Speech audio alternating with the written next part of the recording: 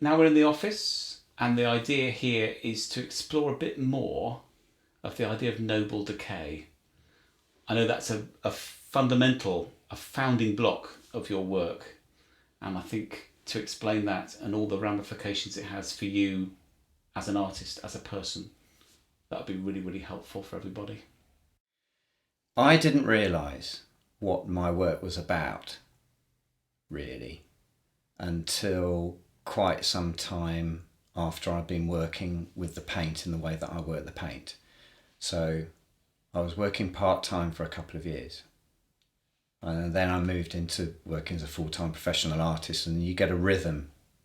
You're working regularly, you're working every day, and you're working on paintings where you're layering and layering and layering. And it was sometime later that I realised that there was something metaphorical almost about what I was doing. Yeah. These layers of paint almost correspond to layers of experience that we have in our lives, good and bad. Right. So there's the time thing, insofar as outside architectural features face years and years of torment from the sun and the rain and you know what we've discussed before. But that period of time imbues objects with a certain kind of patina and feeling somehow. And it was that feeling, I think, that I realised that I was focusing on.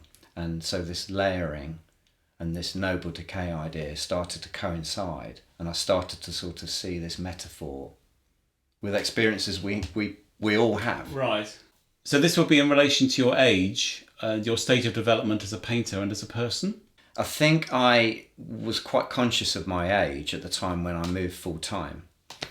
And I felt as though I needed to be painting paintings and working for someone who was my age, that was consistent with my age. And I mean, I'm getting on a bit. And I felt as though the work needed to comment on that.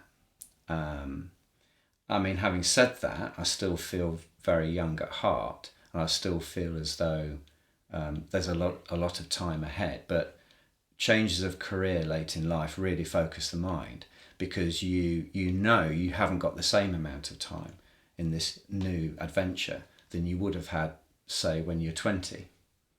So there's less time. It's compressed. Okay, bit of a curveball question now. Your paintings, are they about optimism or are they about survival? I think they're both those things. I'd like to think they're broadly optimistic, because these things are still there, and they've been there a long time, and they will still be there. They won't look as great as they did 5 years before, but they're clinging on and they're determined. Your idea of noble decay, you said things are not as beautiful as they used to be. Are you saying also that things are more beautiful because of their decay? Definitely. Right. In fact, arguably, they're more beautiful. Some surfaces, not all surfaces, not all objects. I mean, let's be honest, a lot of things that we see around us look terrible, look awful. They have very little aesthetic merit or beauty to them at all. And by the way, I don't think necessarily things need to be beautiful to be worthy of artistic exploration and everything. Although what we're talking about, I think there is a beauty in certain objects which have weathered over long periods of time that makes them more beautiful than they were when they were brand new. And the paradox is, I'm the kind of guy that if I see some bad paintwork on my own house, I'm the first guy to get out there to sand it down, prime it, and repaint the window frame or the door or what have you, because I've been taught to look after things and preserve them for as long as possible. So there's an interesting paradox. But as an artist, I'm actually seeking neglect and abandonment in some ways.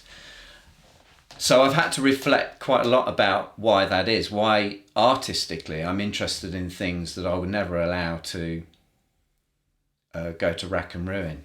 Well, in a real house, if you let it go to rack and ruin, you get water on your head through a leaky roof. Whereas with paint, with a picture, a painting, you get beauty. So it's not, there isn't that practical worry behind it, I guess. No, there's not the practical worry, and you feel a responsibility towards things as well. I think maybe there's something melancholy and sad about things which have been abandoned, which possibly the romantic side of me is attracted by. Feeling sad about certain things which have passed and been and gone. The ghosts that you see of places, the feelings and sense of which time has passed, and you can kind of connect with it slightly when you go to these places. It does make you feel kind of sad, but it's not like I don't see that as a sadness in a negative sense. It's almost like a nice feeling to have, because it possibly complements with other feelings at the same time, and it might even make us feel more alive, because you've seen what the effects of time will do, and it's just maybe a little tap on the shoulder to say, we'll make the most of this experience in this time. So it's maybe not so sad. It's easy to turn that into something positive and optimistic, I'd like to think. So when people either engage with my work or occasionally buy my work and live with my work, I don't want it to be like a sad vision of the future that they've got, but actually for them to enjoy the moment and make sure they're in that moment when they're looking at work.